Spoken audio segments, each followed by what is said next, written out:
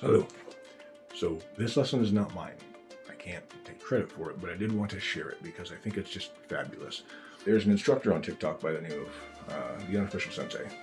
I usually call him Sensei Cody S because I don't know that he's unofficial whatsoever. He's quite a good instructor. So the video that we're discussing was about hard hitting in sparring, and I thought this was just perfect for this book and the lesson therein. It's very simple.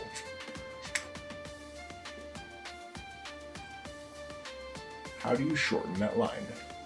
Circa 1952, a man by the name of Joe Himes. He was a writer in Beverly Hills at the time. Mr. Parker had rented a gym. They were to meet at the gym, and when Mr. Himes came in, Ed Parker walked up to shake his hand, and he said, "I'm going to share my art with you, not show it to you. Because if I show it to you, it'll become an exhibition and you'll push it so far out of your mind that you will eventually forget about it. But by sharing it with you, I too may learn." I love that story. Mr. Himes is sparring, and he has been going through a few lessons and going through the ranks.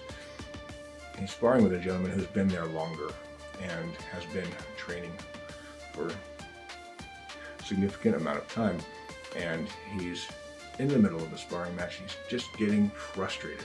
He's not really able to land anything, and the other individual is pushing the boundaries of Mr. Himes he thinks he can do. So Mr. Himes tries to get kind of sneaky on some things, changing tempo up to try to get things in faster and trying to use tricks to be able to land something, which was fairly easily recognizable for the person he was sparring. He wasn't able to get much in at all. Afterward, he's super frustrated, and Mr. Parker walked up to him and asked him what was wrong. Mr. Himes says, "Oh, this person is just really good. It's very hard for me to be able to get any shots in, and I'm having a really hard time being able to do this." Mr. Parker had picked up a piece of chalk, and he drew a line and said, "How do you make this line shorter?" And Mr. Himes tried cutting it into different pieces so that the line would be shorter. Essentially, doing things to be able to apply tricks instead of what Mr. Parker was asking of him. Mr. Parker then picked up the same piece of chalk and drew a longer line. The lesson is lengthen your line. If we are comparing and trying to use the fastest way to try to undercut someone, we are not improving ourselves. This is closely tied to the 7 Habits of Highly Effective People, Mr. Stephen Covey, and both sharpen your saw and begin with the end in mind. These tricks aren't going to make your line longer, though. To make your line longer, you need to be able to focus on yourself. You need to be able to do things in a way that are going to build your skill set and allow for the time and the process to take place to build it. That's how you'll get better.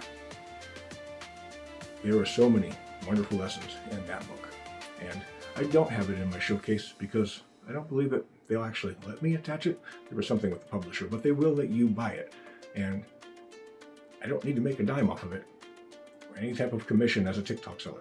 Please go get that book. Many disciplines that will showcase lessons from here. It does heavily feature Mr. Parker, but he's not the only one. In fact, it goes through several disciplines and many excellent lessons with other instructors as Mr. Himes through his journey. And fantastic book, The Zen and Martial Arts.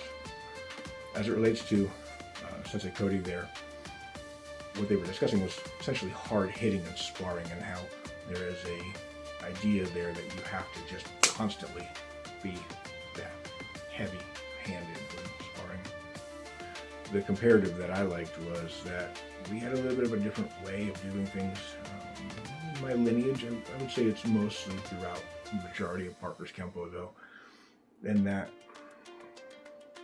the way we do our techniques for some individuals is harder than others, and that largely a good amount of the sparring, while it can be full contact, it's usually called light continuous. Light continuous gives you a better workout, and basically you're not trying to clobber your training partner. One of the things I like to highlight with this specifically is, well, as a parallel from both your partner and anything real, you are always responsible for what you do to that person. There is no, they made me do it in a real thing, and it prevents you from having civil litigation. So really good idea to keep that part in mind. And especially in sparring, you're not trying to hurt the people that are training partners.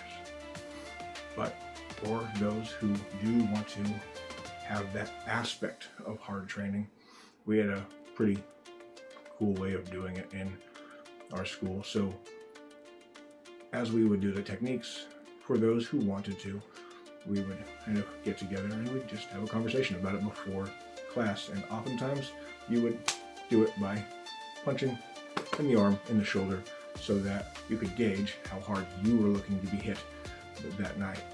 And the techniques and how we do it in Parker's Kempo is basically like combinations. But for specific individuals who did not want to be hit that hard, they would have you tap them and just tell you when they were comfortable with. For some people, and I've done it many times myself, we were very much so looking for that hard striking. But on some nights, you might have had dinner and you just kind of want to mellow. So there is an aspect of the training you can do that doesn't have the cardio or nearly quite the risk. When we're sparring, I'm still responsible for what I'm doing to the individual. And if I hurt him, that's on me. The wonderful thing about Kempo, we are not to pull strikes. We were all taught to control them and the amount of energy that we have going in. If you don't follow the unofficial Sensei, Cody S. There's so many good takes. Please, I'll tag him here. Go check out that video. And what's your opinion on the hard sparring? Should it all be rock'em sock'em, always? Or does light continuous give you a better chance to lengthen your line?